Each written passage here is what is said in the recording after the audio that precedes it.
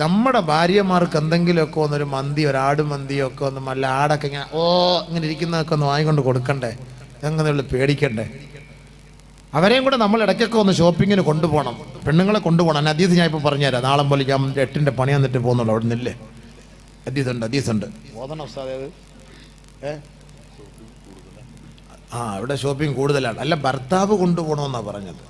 ഈ വീട്ടിനകത്ത് ഇങ്ങനെ ഇരുന്ന് ഗൃഹാതുരത്വത്തിൽ ഹോം സിക്കിലങ്ങ് ആകെ ഇടങ്ങറായി പെണ്ണുങ്ങൾക്ക് ഈ ഭക്ഷണം പാചകം ചെയ്ത് തരാൻ ഒരു മൂഡ് പോലും ഇല്ലാത്തൊരു സാഹചര്യം ഒഴിവാക്കിയെടുക്കാൻ ഭർത്താവ് അവളെ വിളിച്ചു കൊണ്ടുവന്ന് ഇടയ്ക്ക് അവിടെ ഇവിടെയൊക്കെ ഒന്ന് കൊണ്ടുപോയി സ്വന്തം കയ്യിൽ പിടിച്ച് ഒന്ന് അവിടെ ഇവിടെയൊക്കെ ഒന്ന് ഇരുന്നിട്ടൊക്കെ ഒന്ന് വരാം. ഇത് പോകില്ല. ഇതിപ്പോൾ എന്ന് പറഞ്ഞാൽ ഇവനെങ്കിൽ കച്ചവടം അയൽവക്കത്തുനിന്ന് പോകുന്ന നാസറിനെ ഏൽപ്പിച്ചിട്ടുണ്ട്. അളിയ നാസറ എൻ്റെ പെണ്ണുമ്പിളയും കൂടെ ഒന്ന് കൊണ്ടുപോയി അവിടെ എല്ലാം ഒന്ന് കറക്കിയിട്ട് അവൻ കൊണ്ടുപോയി എല്ലാം നല്ല റാഹത്തായിട്ട് കറക്കി തലയ്ക്ക് പിടിഞ്ഞൊഴിഞ്ഞ് ഇൻഷാ അല്ലാഹ് റാഹത്തായി എല്ലാ ഷെയ്ത്താനെ ഇറക്കി 2 ഷെയ്ത്താനെ കയറ്റിയിട്ടൊക്കെ കൊണ്ടുവന്ന് ഇവിടെ വീട്ടിൽ വിടും. അങ്ങനെ പോകുന്ന അന്യ പെണ്ണുങ്ങളും അന്യ പുരുഷന്മാരും തമ്മിലുള്ള യാത്രകളും മറ്റു കാര്യങ്ങളാണ്. അങ്ങനെ കൂടുതലും ഇന്ന് വിടുന്നത് അങ്ങനെയാണ്. അങ്ങനെയല്ല ചെയ്യേണ്ടത്. ഭർത്താവ് കൂടെ പോകണം. ഭർത്താവിനോടൊപ്പം അത് യാത്ര ചെയ്യാൻ കൊതിക്കുന്ന ഭാര്യമാർ നമ്മുടെ കൂട്ടത്തിലുണ്ട്. ഭർത്താവിൻ്റെ ബൈക്കിലൊന്നിരുന്ന് ആ നെഞ്ച് ആ സൈഡിലോട്ടൊക്കെ ഒന്ന് ചാരിയൊക്കെ ഒന്നിരുന്ന് ഇങ്ങനെ കൈയൊക്കെ ഒന്ന് വെച്ച് പോകാൻ എത്ര കൊതിക്കുന്ന താത്താമാരുണ്ട്. പക്ഷേ ഈ ചങ്ങാതി ഒന്ന് കൊണ്ടുപോകുക പോലും ഇല്ലല്ലോ ഉസ്താദെ, വല്ലാത്ത കഷ്ടമാണ്. ഇടയ്ക്കൊക്കെ ഒന്ന് രസമല്ലേ, ഒന്ന് കയറി ഒന്ന് ചാഞ്ഞിരിക്കട്ടെ. ഇന്നിപ്പോൾ ചാഞ്ഞല്ലേ, ഇനി ഇപ്പുറത്ത് ഞാൻ കവിച്ചു വെച്ചിരിക്കുക. ഇപ്പുറത്ത് കാല് വിട്ട് ഇങ്ങനെ കയറി ഇരിക്കേണ്ട സംഭവം. അതൊരു കണക്കിന് നല്ല മറിഞ്ഞു പോവില്ല. പക്ഷേ ലെഗിൻസ് ആകരുതെന്നേ ഉള്ളു പ്രശ്നം. പെണ്ണുങ്ങളുടെ വസ്ത്രം ഇവിടം വരെ ഒരു ഇറക്കമാണ്, ഇന്നർ വരെ കാണാൻ പുറത്ത്. അപ്പോൾ ആ കോലത്തിലുള്ള വസ്ത്രം ഇട്ടുകൊണ്ട് പോകരുത്. ഔറത്ത് കാണിച്ചുകൊണ്ട് പെണ്ണുങ്ങൾ യാത്ര ചെയ്യുന്ന ഒരു കാലഘട്ടം വരുമെന്ന് നബി തങ്ങൾ പറഞ്ഞിട്ടുണ്ട്.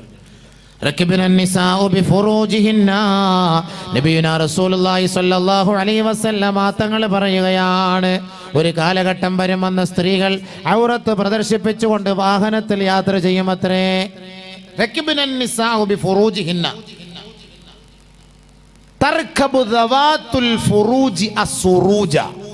നല്ല നല്ല കുഷ്യനിട്ട സീറ്റുകളിലുള്ള വാഹനങ്ങളിൽ പെണ്ണുങ്ങൾ സഞ്ചരിക്കുന്ന ഒരു കാലഘട്ടം വന്നാൽ അത് ഖിയാമത്തിന്റെ അടയാളമാണ്. നബിയുനാ റസൂലുള്ളാഹി ഈ പറഞ്ഞ സാധനം ആക്റ്റീവ എന്ന് പറഞ്ഞ സാധനം തുഴയാണ്, ഓടിക്കല്ല, തുഴയ. 2 കാലും അപ്പുറത്ത് ഇപ്പുറത്തിട്ട് ഇങ്ങനെ നിൽക്കും. റോഡിൻ്റെ ഈ സൈഡ് ഇങ്ങനെ നിൽക്കും.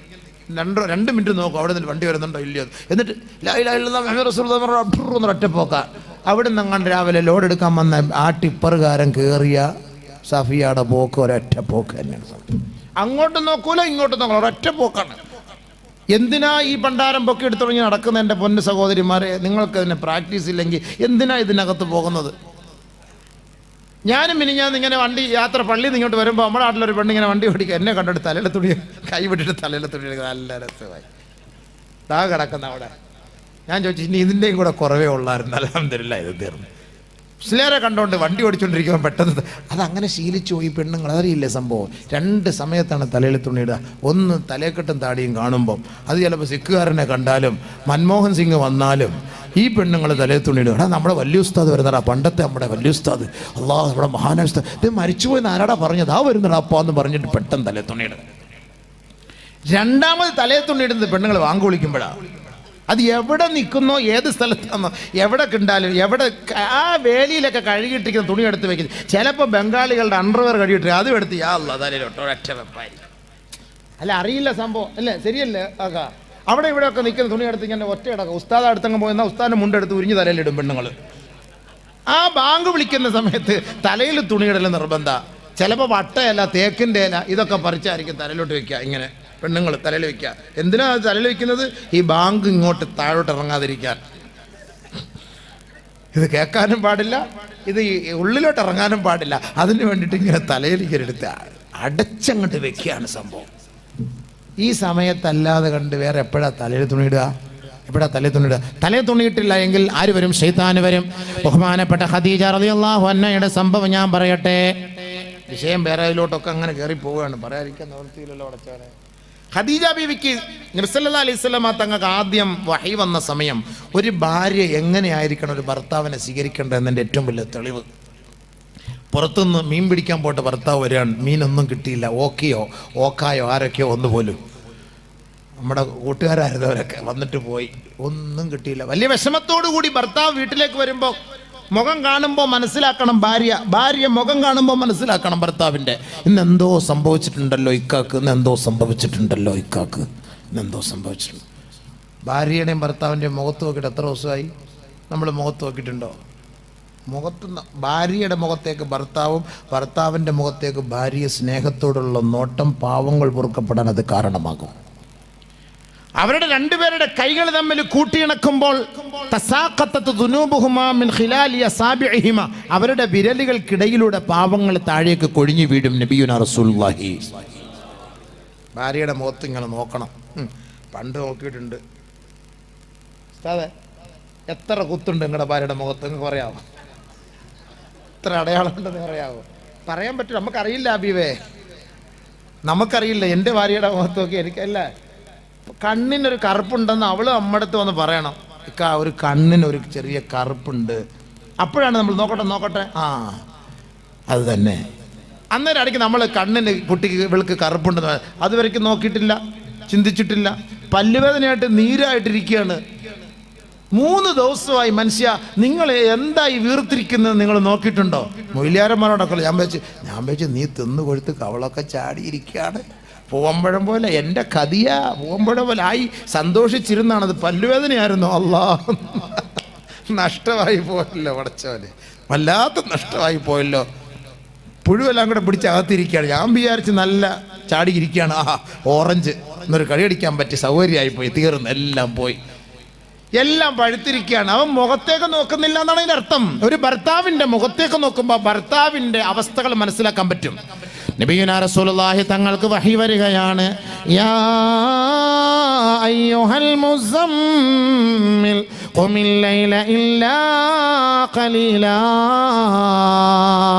നിസ്ഫഹു അവ ഖുസ് മിൻഹു ഖലീലാ ഔ സിദ് അലൈഹി വറത്തിലിൽ ഖുർആന തർതീലാ ഇന്നാ സനുൽഖി അലൈക ഖൗലാ സഖീലാ.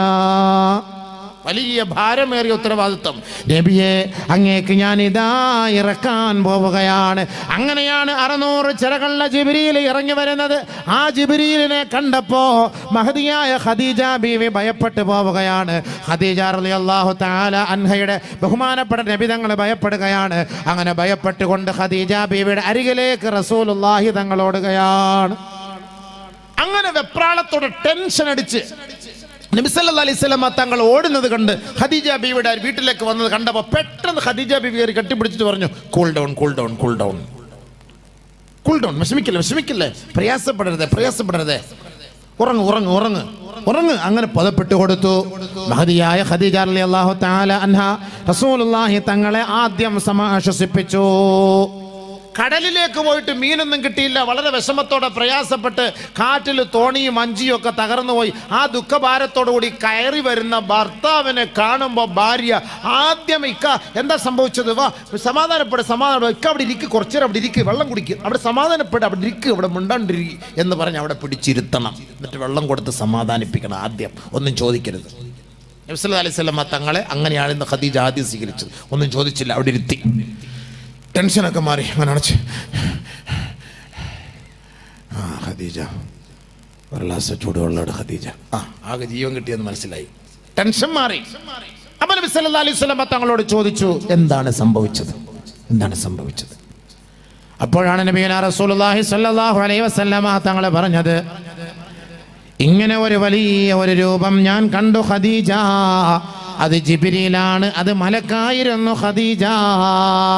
നബിയുനാ റസൂലുള്ളാഹി തങ്ങളോട് ഖദീജ ബീവി പറയുകയാണ്, വിഷമിക്കണ്ട, ദുഃഖിക്കണ്ട, പ്രയാസപ്പെടേണ്ട. വല്ലാഹി വലാ യുഖ്സിക അല്ലാഹു അബദാ, തീർച്ചയായും അല്ലാഹു അങ്ങയെ നിന്ദിക്കുകയില്ല ഹബീബേ. വിഷമിക്കണ്ട, പ്രയാസപ്പെടണ്ട, അങ്ങയെ അല്ലാഹു നിന്ദിക്കുകയില്ല. ഇനി അങ്ങനത്തെ ഒരു രൂപം വന്നാൽ എന്നെ അറിയിക്കണം. ബുദ്ധിമതിയായ ഭാര്യ ഇതാ പറയുന്നത്, കണ്ടോ? ഭർത്താവിന് ഒരു ശക്തി പകർന്നു കൊടുക്കുന്ന ഭാര്യ ഭർത്താവിന് ശക്തി പകർന്നു കൊടുക്കും. നമ്മുടെ വീട്ടിൽ ഭാര്യയും ഭർത്താവും കൂടെ കിടക്കുന്ന സമയത്ത് ഒരു സൗണ്ട് കേട്ടു. രാത്രി 12:30 സൗണ്ട് കേട്ടു. ഭാര്യ ഭർത്താവിൻ്റെ പുതപ്പിനകത്ത് അടിഞ്ഞുകൂടി അകത്തോട്ട് കയറി ഇന്ന് വരെ കയറാത്തവളാണ്. ഈ സൗണ്ട് കേട്ടത് ഇനി ഭർത്താവ് സൗണ്ട് ഉണ്ടാക്കിയതൊന്നും അറിയില്ല സംഭവം. ഭർത്താവിൻ്റെ പുതപ്പിൻ്റെ ഉള്ളിലേക്ക് ചുരുണ്ടുകൂടി കയറും. അപ്പം ഇയാൾ പറയും, ഐശു എന്തോ ഒരു സൗണ്ട് കേട്ടല്ലോ, നീ ഒന്ന് പോയി നോക്കി. എനിക്ക് നിങ്ങൾ നിങ്ങൾ പോയി നോക്ക് എന്നെ കൊണ്ടുപോയി എന്നെ കണ്ട. അല്ല ഐശു നീ പോയി നോക്കിട്ടോ. ഐശു ഇല്ല ഞാൻ പോവില്ല. നിങ്ങൾ പോണോ? ഞാൻ ചത്താലും കുഴപ്പമില്ല എനിക്കില്ലേ. അല്ല കള്ളന്മാർ മോഷ്ടിക്കാൻ വേണ്ടി കത്തിയെ കൊണ്ടുവന്ന് നിൽക്കുകയാണ്. ഇവള് പോവാ, എന്നാ എൻ്റെ ഇക്ക അവിടെ കിടക്കട്ടെ, ഞാനൊന്ന് പോയി നോക്കട്ടെ. പറയൂ ഏതെങ്കിലും പെണ്ണുങ്ങൾ. എന്താരെ തള്ളിവിടുക? നമ്മളെ. പോയാ നീ അങ്ങ് പോയിക്കോ. എത്ര വലിയ സ്നേഹം, വലിയ സ്നേഹമാണ്. എന്നാൽ ഖദീജ ബീവി എന്താ ചെയ്തത്? ഇങ്ങനെ ഒരു വിഷമം വന്നപ്പോൾ, ഇങ്ങനെ ഒരു സംഭവം ഞാൻ കണ്ടു എന്ന് പറഞ്ഞപ്പോൾ ഖദീജ ബീവി റളിയല്ലാഹു തആല എന്നെ പറഞ്ഞു, ഇനി അങ്ങനെ സംഭവിച്ചാൽ എന്നോട് പറയണം. എന്താ ധൈര്യം! പെണ്ണുകൾ ഇറങ്ങി പോകണം, ഭർത്താവ് പിറകിലും വരും, അല്ലെ രണ്ടുപേരും ഒരുമിച്ച് പോകണം. അങ്ങനെ ഒരാളെ പേടിച്ച് കിടന്നാൽ മൊത്തം നിങ്ങളെ കട്ട് ചെയ്തുകൊണ്ട് പോയി എന്ത് ചെയ്യും? സംഭവം ഒരു ബഹളം. ആരുടെ? ഇക്ക എഴുന്നേറ്റ് അവിടെ നിന്ന് സൗണ്ട് കേൾക്കുന്നു. ഇക്കായും കുക്കായും ഒന്നും വീട്ടിലില്ല, പക്ഷെ ചുമ്മാ പറയണം, വെറുതെ പറയണം. ഇക്ക ഒന്ന് എഴുന്നേറ്റ്, ഇക്ക ദാണ്ട അവിടെ ആരും സൗണ്ട് കേൾക്കുന്നു. വാപ്പ എഴുന്നേറ്റ്. വാപ്പ മരിച്ചത് 10 വർഷമായി, എന്നാലും ചുമ്മാ വിളിച്ചോണം. വാപ്പ ചിലപ്പോൾ ഖബറിൽ നിന്ന് എഴുന്നേറ്റ് വരാൻ സാധ്യതയുണ്ട്. ആ സമയത്ത് വിളിച്ചോണം. അങ്ങനെ വിളിക്കണം. വിളിക്കുമ്പോൾ ഈ സൗണ്ട് കേട്ട് ചങ്ങാതി എന്ത് ചെയ്യും? കള്ളം വല്ലാണെങ്കിൽ ഓടിക്കോളൂ. ആളൊക്കെ ഉണ്ട്. സംഭവം നമ്മൾ ഉദ്ദേശിക്കുന്ന പോലെ അല്ല. രാത്രി ഉറങ്ങാൻ സമയത്ത് 2-3 പഴയ ചെരുപ്പൊക്കെ എടുത്ത് വെളിയിട്ട് കിടക്കണം. ആളൊക്കെ ഉണ്ട് ഇവിടെ കിടപ്പുണ്ടെന്ന് അറിയാൻ വേണ്ടി. കള്ളന്മാരും അല്ല ഇന്നൊരു വാത് കേൾക്കാതിരിപ്പുണ്ടെങ്കിൽ തീർന്ന്. ഈ ഹിക്മത്ത് മൊത്തം മനസ്സിലാക്കിയിട്ട് അവിടെ മൊത്തം ഇത് പോയി കയറിയ സംഭവം തീർന്ന സംഭവം. പഴയ ചെരുപ്പുകൾ വാങ്ങാൻ കിട്ടും. അത് പള്ളിയിൽ പോയാൽ മതി, ബാത്റൂമിൽ കാണും. അതൊക്കെ എടുത്തിട്ട് സൈഡിൽ കൊണ്ട് നിരത്തി വെക്കണം. എടാ ഇത്രയും അംഗങ്ങളുണ്ട് ഈ വീട്ടിൽ, എന്നാൽ ഇന്ന് ഇവിടെ കയറണ്ട, യാ അല്ലാ വണ്ടി വിട്ട് പോകാം. അതൊക്കെ അതെല്ലാം ഒരു ഹിക്മത്താണ് സംഭവം. പെണ്ണുങ്ങൾ ആ സൗണ്ട് കേട്ട പെട്ടെന്ന് മൊബൈൽ എടുത്തിട്ട് പോലീസ് വിളിക്കുന്ന പോലെ അങ്ങ് അഭിനയിച്ചേക്കണം. ഒരു ശക്തി അന്നേരം ഉണ്ടാക്കിയെടുക്കലാണ്. ഖദീജ റളിയല്ലാഹു തആല അൻഹ പറഞ്ഞു, ഇനി അങ്ങനെ സംഭവിച്ചാൽ വരണം. നബിയുനാ റസൂലുള്ളാഹി സ്വല്ലല്ലാഹു അലൈഹി വസല്ലമ തങ്ങൾക്ക് ജിബ്രീൽ അലൈഹിസ്സലാത്തു വസ്സലാം വഹീമായി വന്നപ്പോൾ ബഹുമാനപ്പെട്ട നബി തങ്ങൾ ഖദീജ ബീവിയെ വിളിക്കുകയാണ്. ഖദീജ, ഇതാ ഞാൻ പറഞ്ഞ ആ സംഭവം വന്നിരിക്കുകയാണ്. സംഭവം വന്നിരിക്കുന്നു. ഖദീജ റളിയല്ലാഹു തആല അൻഹ പെട്ടെന്ന് നബി സല്ലല്ലാഹു അലൈഹി വസല്ലമ തങ്ങളെ എടുത്ത് മടിയിൽ വെച്ചു. പോലീസ് വന്നോ? പോലീസ് വന്നില്ലേ? എന്താ വരാത്ത എത്ര നേരമായിട്ട്? ഖദീജ റളിയല്ലാഹു തആല നബി സല്ലല്ലാഹു അലൈഹി വസല്ലമ തങ്ങളെ എടുത്ത് മടിയിൽ വെച്ചു. എനിക്ക് തോന്നിപ്പോൾ ഈ 3 വർഷത്തെ 4 വർഷത്തെ പ്രസംഗം ഒരുമിപ്പിച്ച് എന്നെ പ്രസംഗിപ്പിക്കാൻ പോകണമെന്നാണ് തോന്നുന്നത്. ഇവിടെ സംഭവത്തിൽ തോന്നുന്നതാണ് സംഭവം. ഖദീജ ബീവി റളിയല്ലാഹു തആല നബി തങ്ങൾ എടുത്ത് മടിയിൽ വെച്ചു. അല്ല, ഖദീജ ബീവി നബിയെ എടുത്ത് മടിയിൽ വെച്ചു.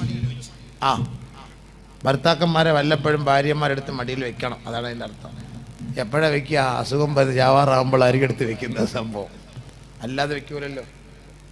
കാപ്പിയോ കൊണ്ട് തരിക, പറഞ്ഞോ കേൾക്കട്ടെ, നടക്കട്ടെ, സംഭവം നിർത്തണ്ട, തുടങ്ങിക്കോ. ഇപ്പോൾ ഉടനെ പെണ്ണ് കിട്ടിയാണെന്ന് തോന്നുന്നില്ലേ? മാഷാ അല്ലാ, നല്ല സമയം. കേട്ടോ വിഷയം വരുന്നുണ്ട്. അൽഹംദുലില്ലാ, അല്ലാഹു ബർക്കത്ത്. എന്നാ 2 ദിവസം മുമ്പ് മോനുണ്ടായി, അല്ലാഹു ബർക്കത്തട്ടെ, ആഫിളാക്കട്ടെ, ആലിമാക്കട്ടെ. അൽഹംദുലില്ലാ. മോനെ, എനിക്ക് 3 പെൺമക്കളാണ്, 3 ബനാത്ത്. അൽഹംദുലില്ലാ, കൂടുതലും മുസ്ലിയാക്കന്മാർക്ക് പെൺമക്കളാണ്. ഇത് പിന്നെ എങ്ങനെ ആണുണ്ടായോ അല്ലാഹു അലം. എന്തായാലും ബർക്കത്താ. ഞങ്ങളൊക്കെ തെറ്റ് ചെയ്തുകൊണ്ടായിരിക്കും ഈ പെൺമക്കളെ പ്രസവിച്ച് വളർത്തി കെട്ടിച്ചിട്ട സ്വർഗ്ഗമാണെന്ന് ഹബീബായ തങ്ങൾ പറഞ്ഞത്. തെറ്റ് ചെയ്യാത്ത മുസ്ലിയാക്കന്മാർക്കായിരിക്കും ആ മക്കൾ. എന്താ അൽഹംദുലില്ലാ, അല്ലാഹു തആല ഹാഫിള്. ഉസ്താദ് ആ മക്കളാണ്, ഒരു മോനും മോളുമാണ്. മിംഗ്ലിംഗ് ആയിട്ട് അള്ളാഹു കൊടുത്തു. അൽഹംദുലില്ലാ, അല്ലാഹു ബർക്കത്ത് ചെയ്യട്ടെ. 2 പേരിലും അള്ളാഹു ബർക്കത്ത് ചെയ്യട്ടെ. നമ്മൾ സന്താനങ്ങളെല്ലാം അള്ളാഹു ബർക്കത്ത് ചെയ്യട്ടെ. ബഹുമാനമുള്ള സഹോദരങ്ങളെ, ഖദീജ റളിയല്ലാഹു തആല അൻഹ നബി സല്ലല്ലാഹു അലൈഹി വസല്ലമ തങ്ങളെ അടുത്ത് മടിയിൽ വെച്ചിട്ട് പറഞ്ഞു, ജിബ്രീൽ അവിടെ നിൽപ്പുണ്ടോ?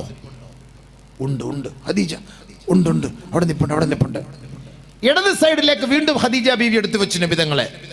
ഉണ്ട് ഖദീജ, ഉണ്ട് ഖദീജ. നബി സല്ലല്ലാഹു അലൈഹി വസല്ലമ തങ്ങൾ 2 ഭാഗത്തുണ്ട്. നബി സല്ലല്ലാഹു അലൈഹി വസല്ലമ തങ്ങളെ നടുക്കോട്ട് ഇരുത്തിയിട്ട് തലയിൽ തുണി എടുത്ത് അങ്ങ് മാറ്റി ഖദീജ ബീവി. എന്ന് ചോദിച്ചു, ഉണ്ടോ? ഇല്ല, ഇപ്പൊ ഇല്ല. നബി സല്ലല്ലാഹു അലൈഹി വസല്ലമ തങ്ങളോട് പറഞ്ഞു, അത് മലക്കാണ്, അത് ജിബ്രീലാണ്. അതുകൊണ്ടാണ് ഞാൻ 2 സമയത്തും തലയിൽ തട്ടമിട്ട് തുണിയമ്മ കൊണ്ട് ഔറത്ത് മറച്ചുകൊണ്ടാണ് ഞാൻ അങ്ങയോട് നോക്കാൻ പറഞ്ഞത്. പക്ഷേ ഞാൻ മൂന്നാമത്തെ സമയം ഞാൻ ഔറത്ത് തുറന്നിട്ടാണ് ചോദിച്ചത്. ഔറത്ത് തുറക്കുന്ന സ്ഥലത്ത് റഹ്മത്തിൻ്റെ മലക്കുകൾ ഉണ്ടാവുകയില്ല, അവിടെ ശാപത്തിൻ്റെ പിശാചാണ് ഉണ്ടാവുക. മനസ്സിലായില്ലേ? ഇപ്പോൾ അതുകൊണ്ടാണ് തല മറയ്ക്കുന്ന സമയം നമ്മൾ ശ്രദ്ധിക്കണം എന്ന് പറഞ്ഞത്. സഹോദരിമാരൊക്കെ പാങ്കുളിക്കുമ്പോൾ മാത്രം, പഞ്ചാബിയെ കാണുമ്പോൾ സിഖുകാരെ കാണുമ്പോൾ മാത്രം തലയിൽ തുണിയിട്ടാൽ പോരാ, ഏത് സമയത്തും തലയിൽ തുണിയിട്ടുകൊണ്ട് നടക്കണം, ഔറത്ത് മറച്ചുകൊണ്ട് നടക്കണം. അങ്ങനെ നടന്നില്ല എങ്കിൽ ശൈത്താൻ പിശാച് നമ്മുടെ കൂട്ടത്തിലുണ്ടാകും, യാതൊരു സംശയവും ഇല്ല. അപ്പോൾ ഞാൻ പറഞ്ഞു വന്നത്, നബി സല്ലല്ലാഹു അലൈഹി വസല്ലമ തങ്ങളുടെ ഭാര്യയായ ഖദീജ റളിയല്ലാഹു തആല അൻഹ അങ്ങനെയായിരുന്നു മാതൃക കാണിച്ചു കൊടുത്തത്. നബി സല്ലല്ലാഹു അലൈഹി വസല്ലമ തങ്ങൾക്കൊരു തഈദായിരുന്നു. അതുകൊണ്ടാണ് എപ്പോഴും ഖദീജ ബീവിയെ കുറിച്ച് നബി തങ്ങൾ ഇങ്ങനെ പുകഴ്ത്തിക്കൊണ്ടിരിക്കും. ഭയങ്കര ജീവിതത്തിൽ സ്നേഹമായിരുന്നു അവർ തമ്മിൽ, ഭയങ്കര സ്നേഹമായിരുന്നു. ബഹുമാനപ്പെട്ട ആയിഷ സിദ്ദീഖ റളിയല്ലാഹു തആല അൻഹ, ആയിഷ ബീവി പറയുകയാണ്, കാന യുഹിബ്ബുഹാ ഹുബ്ബൻ കസീറാ. ആയിഷ ബീവി പറയുകയാണ്, ഖദീജ ബീവിയെ കുറിച്ച് നബി സല്ലല്ലാഹു അലൈഹി വസല്ലമ തങ്ങൾ എപ്പോഴും പറയുമായിരുന്നു, ഖദീജ ബീവിയെ നബി തങ്ങൾ കൂടുതൽ കൂടുതൽ സ്നേഹിക്കുമായിരുന്നു. മാഗിറത്തു അലാ ഖദീജ വമാ റഅയ്തുഹാ. ഇങ്ങനെ എപ്പോഴും എന്നോട് ഖദീജ ബീവിയുടെ മൗലൂദ് ഓതുന്നത് കേട്ടപ്പോൾ ഒരിക്കൽ എനിക്ക് വല്ലാണ്ട് ദേഷ്യം സംഭവിച്ചുകൊണ്ട് നബിയുനാ റസൂലുള്ളാഹി തങ്ങളോട് ഞാൻ പറഞ്ഞു, ഫഹല്ലക ഇല്ലാ അജൂസാ ഫഹൽ കാനത ഇല്ലാ അജൂസാ. നബിയേ, അതൊരു കിഴവിയല്ലേ നബിയേ. വഖദ് അഖ്ലഫല്ലാഹു ലക ഖൈറൻ മിൻഹാ. അവളേക്കാൾ എത്രയോ ചെറുപ്പക്കാരിയായവളെ അല്ലാഹു അങ്ങേക്ക് സമ്മാനിച്ചിരിക്കുമ്പോൾ ഈ ഖദീജ എന്ന് പറയുന്ന വയസ്സിയെ കുറിച്ച് എന്തിനാണ് ഇത്രത്തോളം പുകഴ്ത്തി പറയുന്നതെന്ന് നബിയുനാ റസൂലുള്ളാഹി തങ്ങളോട് ഖദീജ റളിയല്ലാഹു തആല അൻഹ ചോദിക്കുകയാണ്. കണ്ടോ കുശുമ്പ്, കണ്ടോ ഭാര്യമാരുടെ കുശുമ്പ് കണ്ടോ? നബി സല്ലല്ലാഹു അലൈഹി വസല്ലമ തങ്ങൾ റുബ്ബമാ ദബഹതി ഷാത ثم يقطعها أعضاء ثم يعطيها في صدائق خديجة. നബി സല്ലല്ലാഹു അലൈഹി വസല്ലമ തങ്ങൾ ഇടയ്ക്കിടയ്ക്ക് ഖദീജ ബീവിയെ സ്മരിച്ചുകൊണ്ട് ആടിനെ വാങ്ങി അറുത്ത് കഷണങ്ങളാക്കിയിട്ട് അള്ളാന്റെ റസൂൽ ഖദീജ ബീവിയുടെ കൂട്ടുകാരികൾക്ക് കൊടുത്തു വിടുമായിരുന്നു. ഇത് ഞാൻ കണ്ടിട്ട് സഹിക്കവയ്യാതെ ഞാൻ എൻ്റെ ഹബീബിനോട് പറഞ്ഞു പോയി, കഅന്നഹു ലം തകുൻ ഫിദ്ദുനിയാ ഇല്ലാ ഖദീജ. നബിയെ, ഇതൊക്കെ കണ്ടപ്പോ നിങ്ങൾക്ക് ദുനിയാവിൽ ഖദീജയല്ലാതെ മറ്റാരുമില്ല എന്ന മട്ടാണല്ലോ തോന്നുന്നത്. ഞങ്ങളൊന്നും ഒരു പെണ്ണല്ല, നിങ്ങൾക്കൊരു ഖദീജയ്ക്ക് വേണ്ടി ആടിനെ വരെ അറുത്ത് കഷ്ണങ്ങളായി കൊടുക്കുന്നു. ഖദീജ ഇല്ലാതൊരു പെണ്ണ്. നബി സല്ലല്ലാഹു അലൈഹി വസല്ലമ തങ്ങൾ അപ്പോഴാണ് പറഞ്ഞത്, ഇന്നഹാ കാനത്ത് വകാനത്ത്. അവൾ അങ്ങനെയായിരുന്നു, ഇങ്ങനെയായിരുന്നു. അവളിൽ നിന്നാണ് എനിക്ക് അല്ലാഹു മക്കളെ നൽകിയത്. ഇടയ്ക്കിടയ്ക്ക് ഇങ്ങനെ പറയും. എന്നാലും ആയിഷ ബീവിയോട് ദേഷ്യമൊന്നുമില്ല കേട്ടോ. ആയിഷ ബീവിയോട് സ്നേഹമായിരുന്നു, ആയിഷ ബീവിയോട് സന്തോഷമായിരുന്നു. ആയിഷ ബീവി നബി സല്ലല്ലാഹു അലൈഹി വസല്ലമ തങ്ങളുടെ പ്രിയങ്കരിയായ ഖദീജ റളിയല്ലാഹു തആല അൻഹ ഈ ലോകത്ത് നിന്ന് വിട പറഞ്ഞു പോയ സമയത്ത് അള്ളാഹുവിൻ്റെ തീരുമാനപ്രകാരമാണ് ആയിഷ ബീവിയെ നബി സല്ലല്ലാഹു അലൈഹി വസല്ലമ തങ്ങൾ വിവാഹം കഴിച്ചത്. അള്ളാഹിൻ്റെ തീരുമാനപ്രകാരമാണ്. അള്ളാഹിൻ്റെ തീരുമാനമില്ലാതെ നബി സല്ലല്ലാഹു അലൈഹി വസല്ലമ തങ്ങൾ ആരെയും കല്യാണം കഴിച്ചിട്ടേ ഇല്ല. അത് നമ്മൾ മനസ്സിലാക്കണം. ഖദീജ ബീവിയുടെ ആ വിഷമം വല്ലാത്ത 25 വർഷം അവരുടെ മധുവിധു ഭയങ്കര സന്തോഷമായിരുന്നു, ഭയങ്കരമായ സന്തോഷമായിരുന്നു. അപ്പോൾ അവരുടെ മകളാണ് ഫാത്തിമ ബീവി അലി റളിയല്ലാഹു അൻഹു ഭാര്യയും ഭർത്താവുമാണ്. ഇടയ്ക്ക് പ്രശ്നങ്ങളുണ്ടാവും, വഴക്കുണ്ടാവും. കാന ഫീ അലിയൻ ശിദ്ദത്തുൻ അലാ ഫാത്തിമ. അലി റളിയല്ലാഹു അൻഹു ഇടയ്ക്കിടയ്ക്ക് അങ്ങ് ദേഷ്യപ്പെടും ഫാത്തിമ ബീവിയോട്. ഭയങ്കര ദേഷ്യമാണ്, നമ്മളെ പോലെ ഭർത്താക്കന്മാർ ഭാര്യമാർ ദേഷ്യപ്പെടുന്ന പോലെ. ഒരിക്കൽ ഫാത്തിമ ബീവി നബി തങ്ങളോട് പറയുക, അലിയാർ തങ്ങളോട് പറഞ്ഞു, വല്ലാഹി ലാ അഷ്കുവന്നക ഇലാ റസൂലില്ലാ. ഞാൻ എൻ്റെ വാപ്പയോട് നിങ്ങളെ കുറിച്ച് പരാതി പറയും. കണ്ടോ, വാപ്പയോട് പരാതി പറയുന്നു. ഭാര്യയും ഭർത്താക്കന്മാർ നമ്മൾ പ്രശ്നം ഉണ്ടാകുമ്പോൾ നമ്മൾ പരിഹരിക്കേണ്ടത് എവിടെയാണ്? ചിന്തിക്കണം. അങ്ങനെയാണ് പരിഹരിക്കേണ്ടത്. അങ്ങനെ ദേഷ്യപ്പെടുന്ന സമയത്ത് പറഞ്ഞതാണ്, ഭാര്യ പറഞ്ഞു തൻ്റെ ഭർത്താവിനോട്, അല്ലാഹുവാണ് സത്യം, നിങ്ങൾ എന്നോട് എപ്പോഴും ദേഷ്യപ്പെടാറുണ്ട്, ഞാൻ എൻ്റെ ഉപ്പയോട് പോയി പറഞ്ഞു കൊടുക്കും. ഫന്തലഖത് ഇലാ റസൂലില്ലാഹി സ്വല്ലല്ലാഹു അലൈഹി വസല്ലം. ഫാത്തിമ ബീവി നബിതങ്ങളിലേക്ക് നടന്നു. ഫന്തലഖ മഅഹാ. നബിയുനാ റസൂലുള്ളാഹി സ്വല്ലല്ലാഹു അലൈഹി വസല്ലമ തങ്ങളുടെ അരികിലേക്ക് അലിയാർ തങ്ങളും ഫാത്തിമയുടെ പിന്നാലെ നടക്കുകയാണ്. എന്താ പറയാന്നറിയില്ലല്ലോ, എന്താണ് ഈ പറഞ്ഞു കൊടുക്കുന്നത്? ഇല്ലാത്തത് അങ്ങനെ പറഞ്ഞു കൊടുത്താലോ. എന്നിട്ട് അങ്ങനെ മാറി നിന്ന് കേട്ടു അലി റളിയല്ലാഹു അൻഹു. ഫാത്തിമ ബീവി ഫശഖത ഗില്ല അലിയിൻ വശിദ്ദതിഹി, അലിയാർ തങ്ങളുടെ ദേഷ്യത്തെ മുഴുവനും അള്ളാന്റെ റസൂലിന്റെ മുന്നിൽ എടുത്തു പറഞ്ഞു. ഫാത്തിമ ബീവി, എൻ്റെ ഇക്ക അങ്ങനെയാണ് വാപ്പിച്ച, എൻ്റെ ഇക്ക എന്നോട് ദേഷ്യപ്പെടും എപ്പോഴും, അങ്ങനെ കണ്ട് ജോലി ചെയ്ത് കൈയെല്ലാം കണ്ടില്ലേ പൊട്ടി, അങ്ങനെ ഭയങ്കര അല്ലാഹ് ഭയങ്കര ദേഷ്യം. നബി സല്ലല്ലാഹു അലൈഹി വസല്ലം തങ്ങൾ അപ്പോഴെന്താ ചെയ്തത്? മോളെ യാ ബുനയ്യ ഫാത്തിമ ഇസ്മഈ വസ്തമിഈ വഅഖിലി, അവിടെ ഇരിക്കണേ മോളെ, ഞാനൊന്ന് പറയുന്നത് കേൾക്കണേ മോളെ, ഒന്ന് വിലയിരുത്തണേ മോളെ.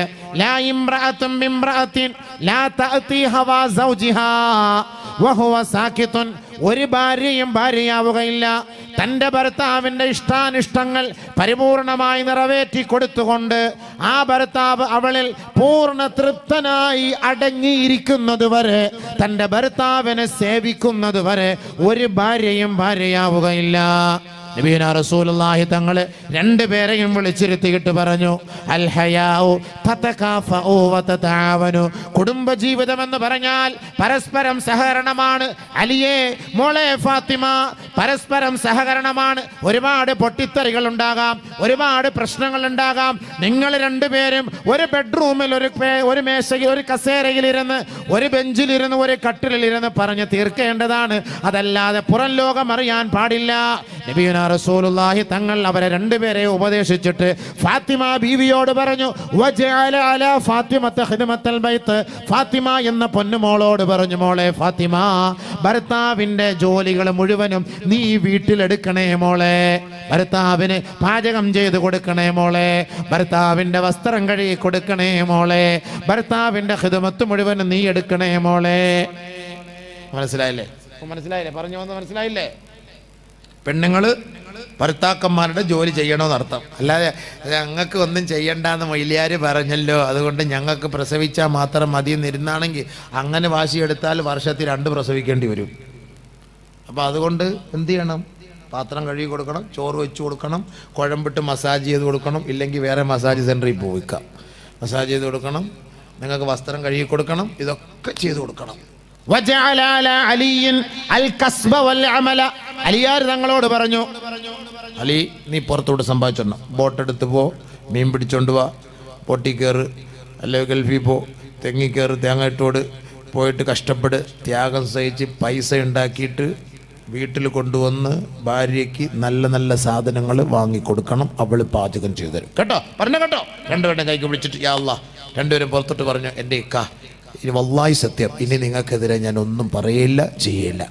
അതേപോലെ അലി റളിയല്ലാഹു അൻഹു പറഞ്ഞു, വല്ലാഹി സത്യം, എൻ്റെ ഭാര്യ എന്ന നിലയ്ക്ക് നിനക്കെതിരെ നിനക്കിഷ്ടമില്ലാത്ത ഒന്ന് ഞാനും പ്രവർത്തിക്കുകയില്ല. കുടുംബജീവിതം 1ാം എപ്പിസോഡ് ഇവിടെ അവസാനിച്ചിരിക്കുകയാണ് തൽക്കാലത്തേക്ക്. അതേപോലെ നമ്മൾ അങ്ങനെ ജീവിക്കണം, മുന്നോട്ട് പോകണം.